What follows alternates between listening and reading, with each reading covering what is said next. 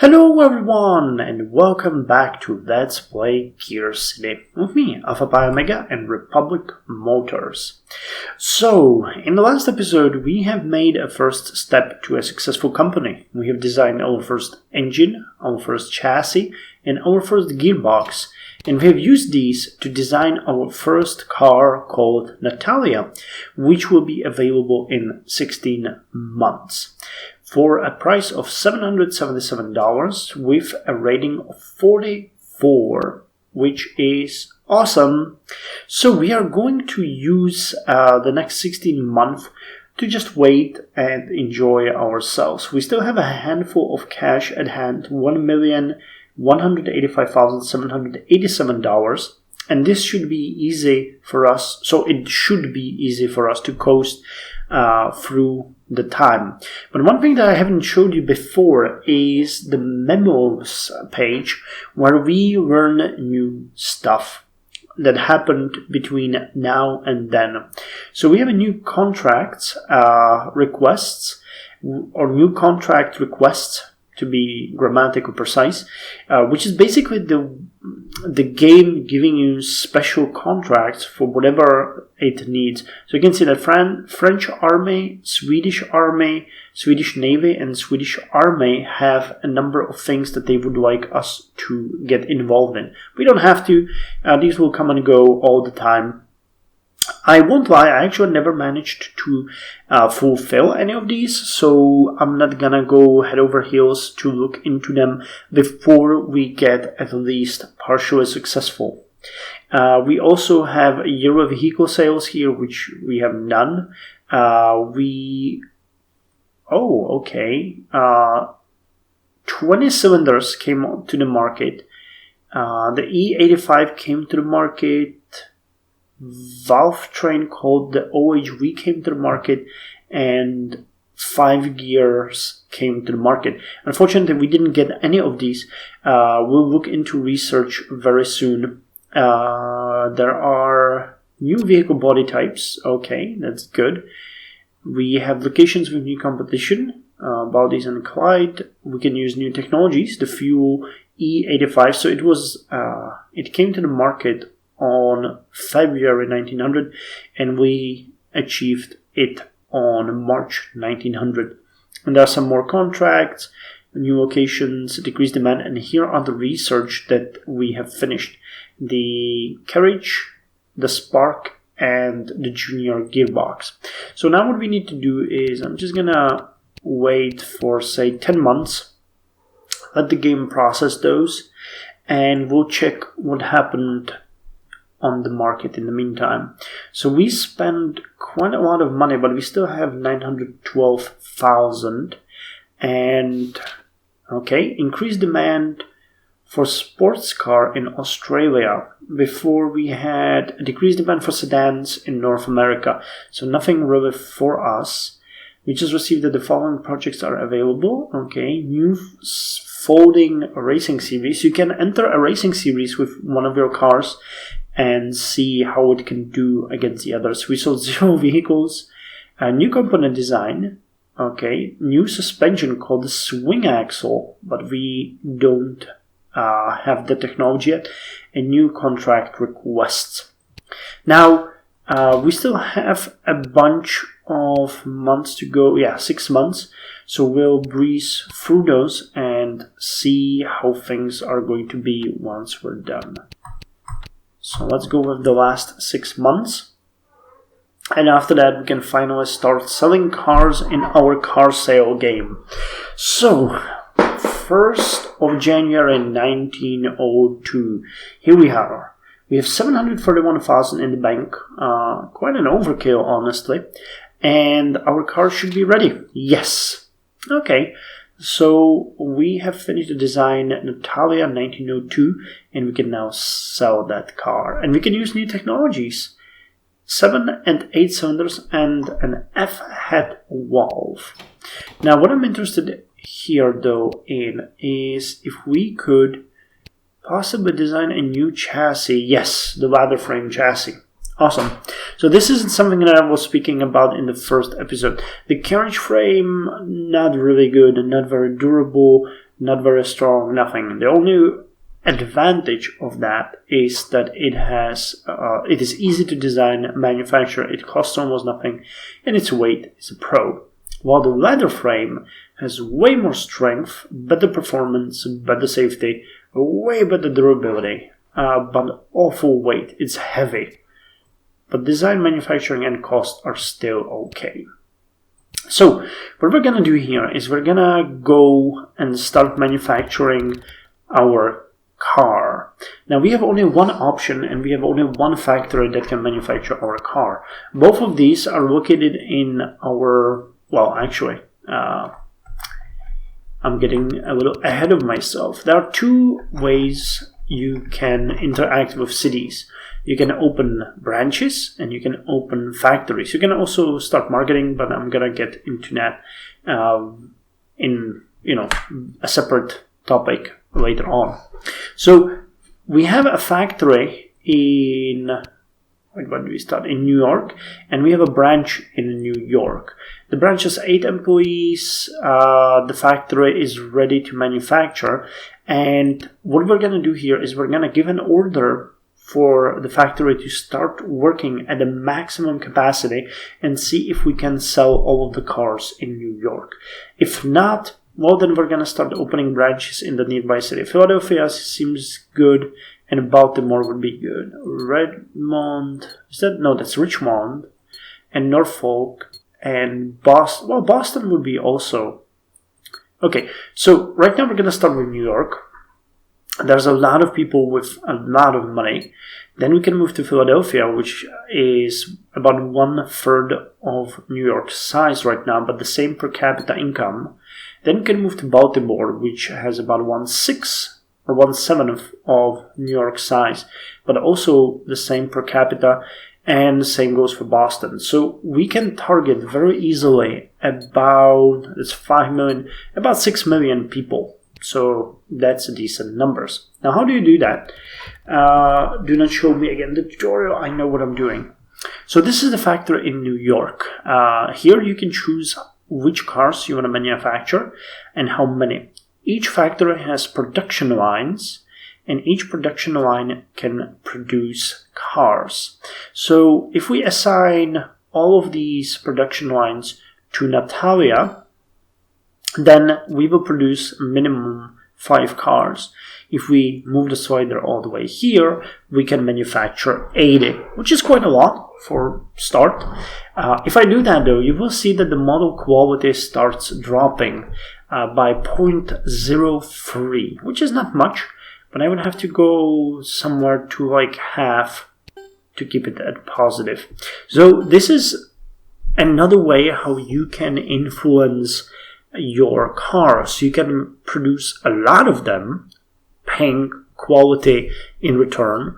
Or, for example, if you have some premium brands, you can have, say, only... If the example would be we had only this factory, I could, for example, assign 4 lines to Natalia, produce it en masse, and then the last production one would, for example, make a sports car, which would be very luxurious. I know I won't sell that many of them, so I produce less with higher quality and improve it that way. But for now, we really need to produce as many as possible, so we're going to go with 80. And we're also going to start selling them in our branch in New York. Now, the game automatically suggests a price for our car, which is $1,670. Now, unfortunately, there is a lot of competition already, but you can see that these cars are selling for about 1,040 through 1,366, and their quality is between 31 and 35, which is pretty good, but way worse than our car. So we can easily sell our car, which is which will be way more popular, for more than they do, because it has a type rating, I think 44, something like that. But how do you know what the price should be? Well, for that is this kind of chart what you need to look at. This shows you basically how many customers have how much money. So here you can see a graph. A lot of people can buy your car for $0. Some can even buy it for $2,124. And based on the price that you set, the car will move up and down on this chart, showing you how many potential clients you have. This chart is not all-knowing, it's just a guess. But this is where the per capita comes to work. If you produce a very expensive car, there is no point in trying to sell it in urban poor areas. For example, when you look here, you can see what the chart is for New York, which has a per capita of 360. If we started somewhere in Russia, there are cities that have 110 per capita, so they would probably be able to spend maximum like $500 on our car, while here we get into the thousands. So this is the reason why it is very important to check where you are going to start. Now, I'm not saying that you cannot start in Russia, but you would probably have to expand into Europe to sell your cars, at least in the year 1900. But as we are going to progress, more and more people will earn money. The price that they are willing to pay will go up, and they will be happy. But for now, we just need to set our price. Now, as we are manufacturing only 80 of these, we don't really need that many customers. So I'm going to go and try to set the price to 2,000. Let's see. That would still give me 318 maximum estimated customers, which is still a lot. And you can see that our car is way better. And there's a lot of cars selling. So let's go 2,200. That would be 208 customers. Okay, I think we can do that and run a month to see how it's gonna go. So, monthly summary for February 1902. We produced 80 cars, sold 54. That means 26 are now in reserve. We missed no sales, which means we are running at full capacity, and the cash flow is $33,000. So we are at a profit. Here you can see that we manufactured cars for $62,000. We sold for $118,800, and then we had some overheads here, which took away from that. So this is a good idea. But we can try to make it slightly better. I'm gonna try to go slightly below. Yeah, you can see that the actual rating is 34 for our car here, and we are demolishing the competition.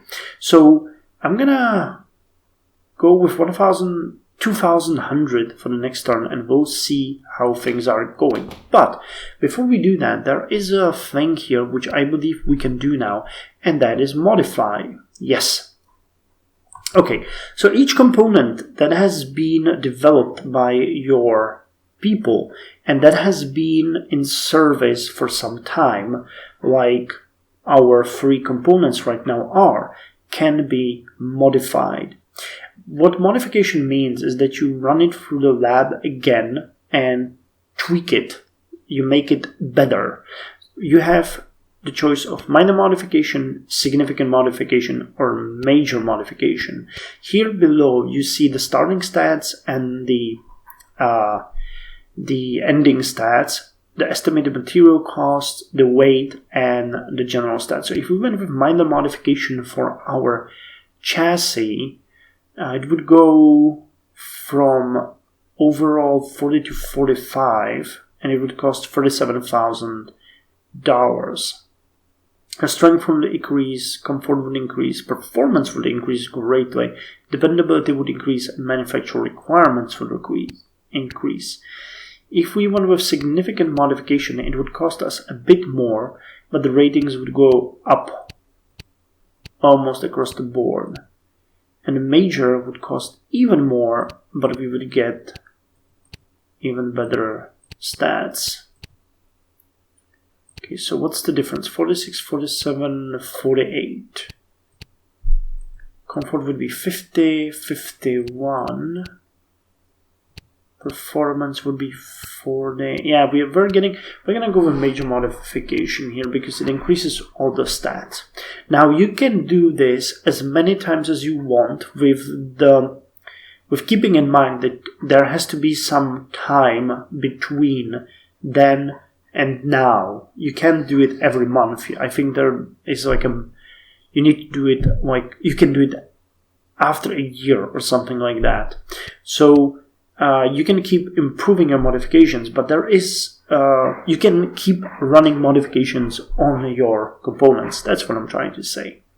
The problem though is that every other modification is exponentially more expensive and brings you diminishing returns. So the second one will be maybe still worth it, but the third one and the fourth one and the fifth one will not be worth it. Or at least I have never seen it worth my while.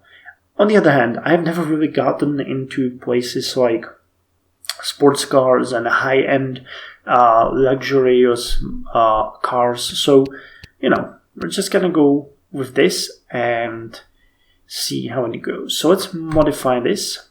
Yes. And let's modify the engine as well. So what's the difference here? The horsepower would stay the same, but the torque would be improved.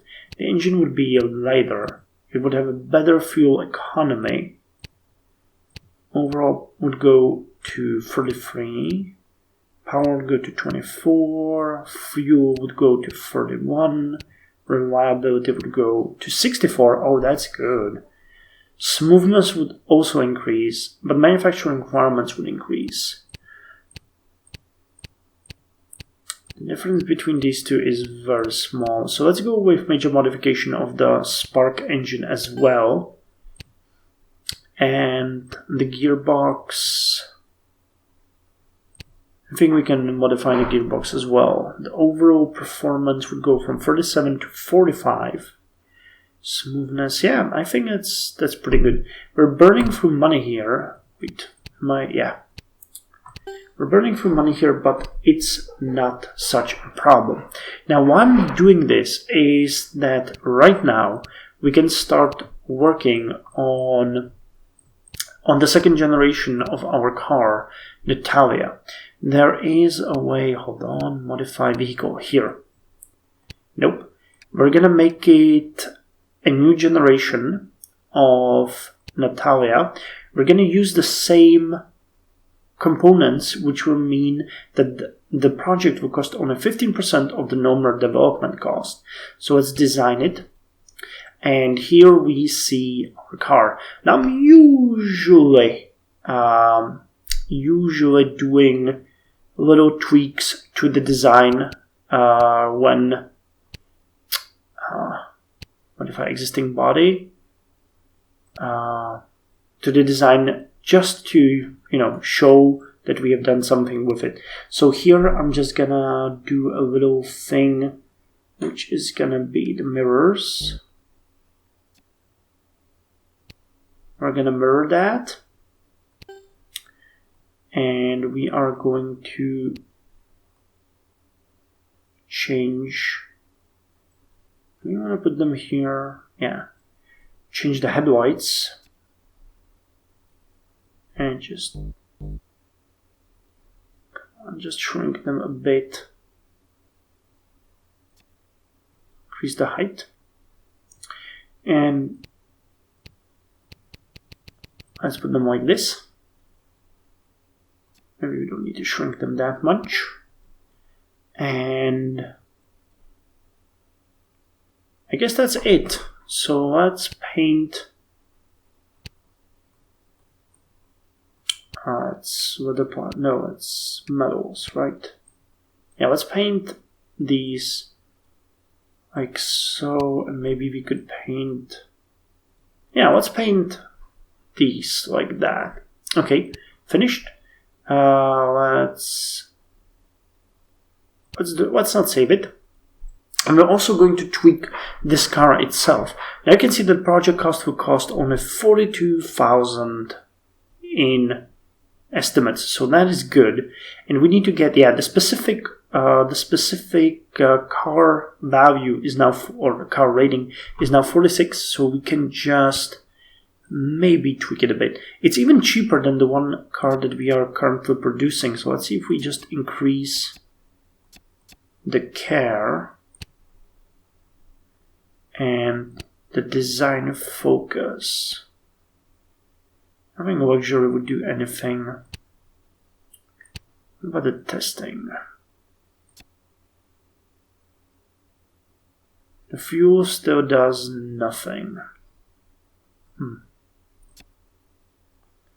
Nor does comfortability. Okay, if we increase the market demographic testing, it increases the specific one. And if I increase the performance testing, it's going to go all the way to 48. Okay, so this is going to be the second generation. I don't really need this car on the market very soon. So what I can do here is I can go to the design and just make the design even slower. Let's make it 12 months. It's going to, no, 11 months. Okay, it's going to come to the market on January 1903. So in about a year, and at that point, it's going to be the new generation of the car. So that's good. I'm going to build it. We're going to keep calling Natalia, but it's going to be the 1903 trim. Okay, so that will give our research team something to work with.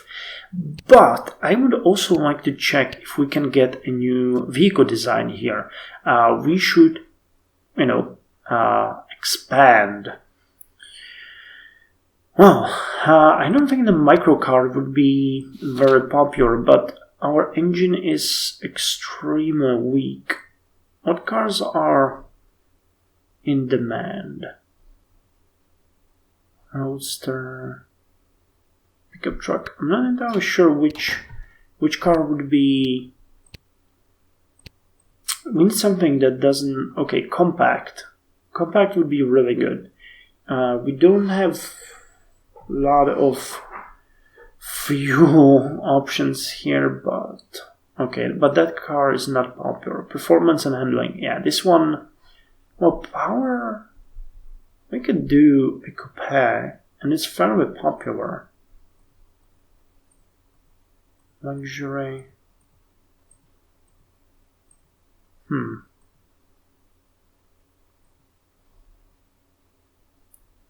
Fuel safety power, yeah. What about a sedan?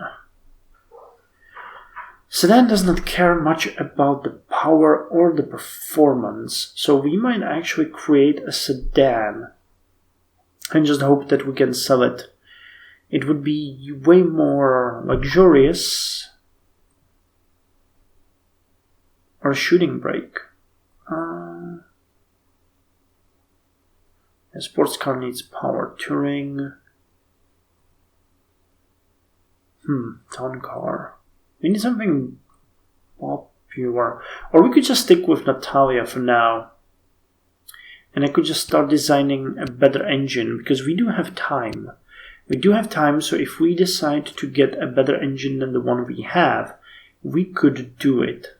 So right now we only have a single-cylinder engine. Single-cylinder engine.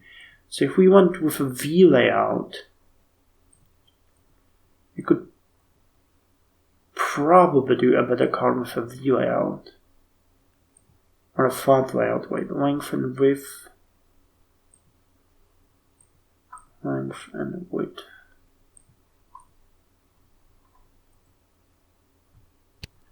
Let's see, if we try to design a V-shaped 4-cylinder gasoline. Okay, there's a new type here, T valve. Or was it the F valve? Need one that's... Okay, L valve would probably be the best one. Also known as flathead. is a valve train design that places the intake and exhaust in parallel on the same side of the engine. It resembles an upside-down L. This design was cheap, compact, reliable, and simple. As such, it became the most common type of valve train in the early years of the auto industry. However, this design is slightly inefficient and would be replaced by other valves type over time. An F valve.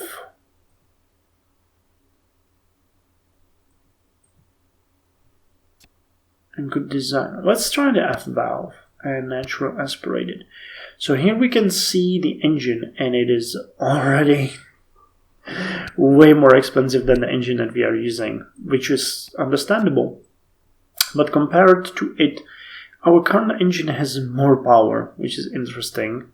It has better fuel economy, terrible smoothness. This one is better. Reliability, design, manufacturing, and it costs $200, and this one costs $306. So let's see what we can do here with our magic. If we increase...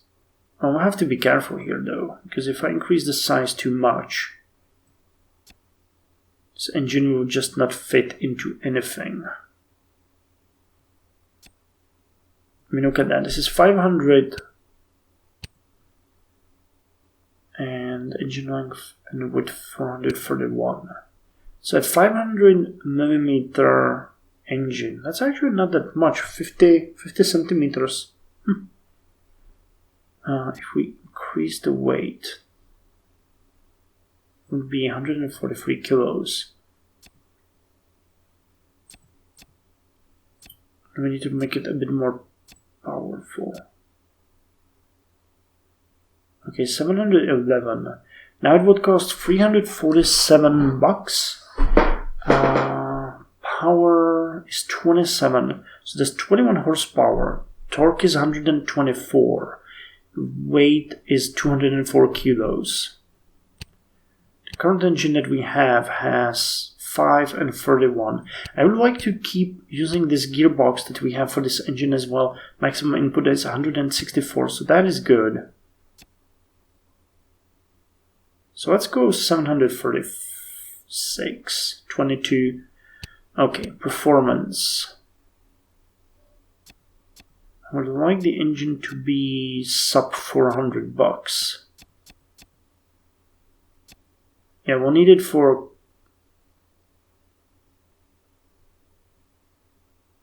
Yeah, I'll need it to... Yeah, let's keep it like this. The fuel economy will just suck. That's what we have to do. But we're at 30 horsepower and torque 134, so that's a much better engine. Technology. If we reduce this a bit... Yeah, we lost that 1 horsepower. If I increased our revolutions here, it would be 31 and 144. Okay, that's better.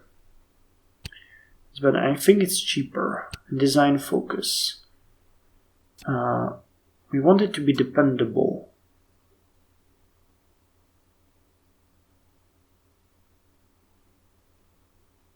Okay, so this would be $400. A dependable engine. Can we do something with the fuel economy? No. No, that's just gonna screw it up. What about the performance? Okay, that's actually making it worse because the fuel is dropping. Okay, let's keep it slightly high. 411. That's decent. We can lower the development pace so it doesn't cost us much. Yeah, we can have that engine ready in a year. That's fine by me. It's gonna cost 40,000, so it's okay. And let's call this one.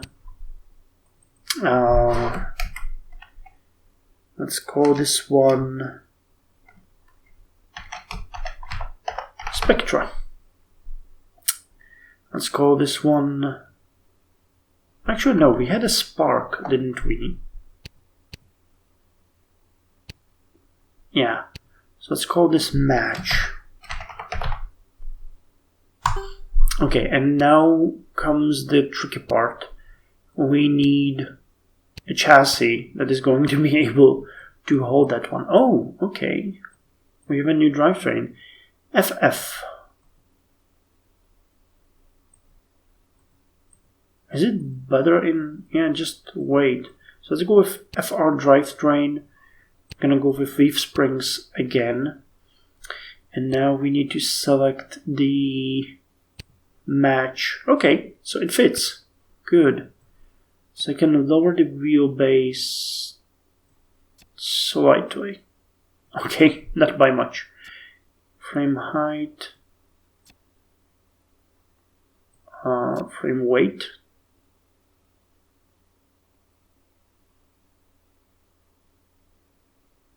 Okay. Maximum supported engine length and width.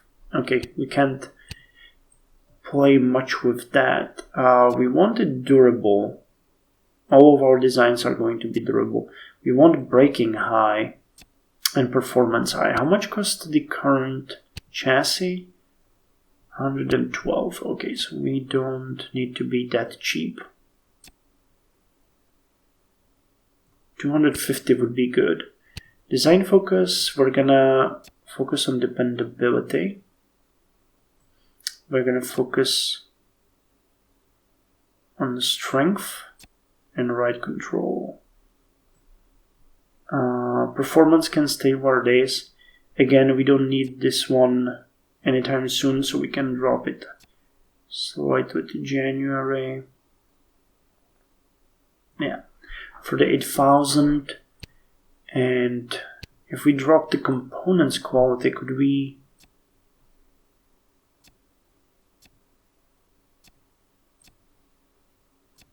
yeah, we could save a bit of money. Okay, so it's gonna be 240. I'm okay with that.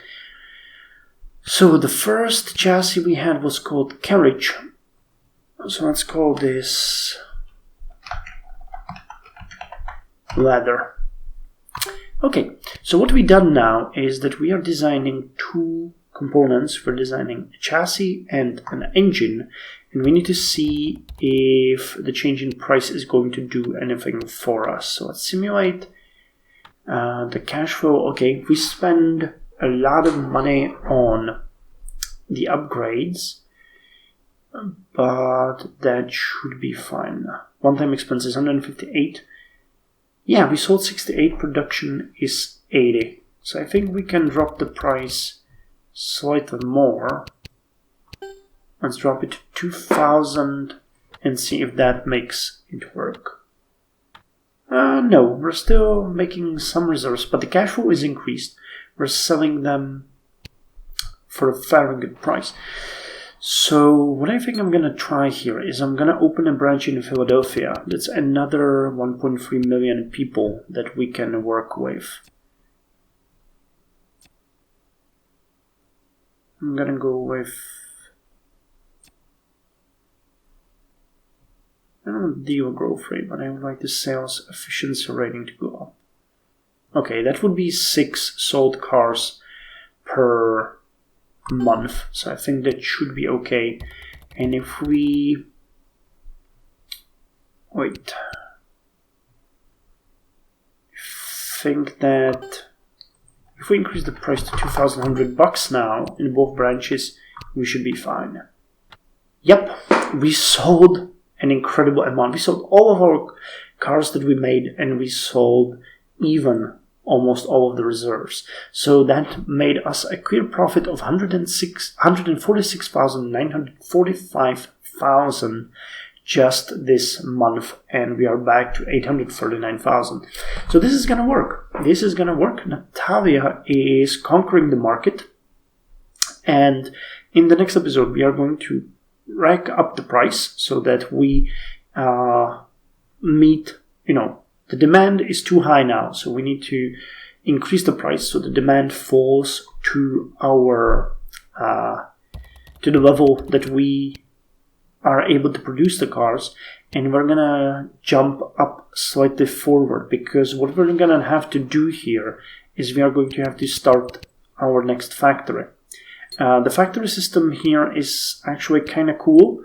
That you can recondition, upgrade your factories, redesign them, and stuff like that. But we're gonna get into that next time. So I hope you guys enjoyed this. We have already started making nice profit. We are producing our first car. The second trim of our first car is on the way, and we have designed the components for our second car, which will most likely be a sedan. With the new engine and the new chassis, we think we will be able to produce that one nicely. But we'll need to build a new factory for that, and that's going to take a bit of time, because building a factory takes months and years sometimes. So thank you for joining me, and I'll see you next time with some more GearCity.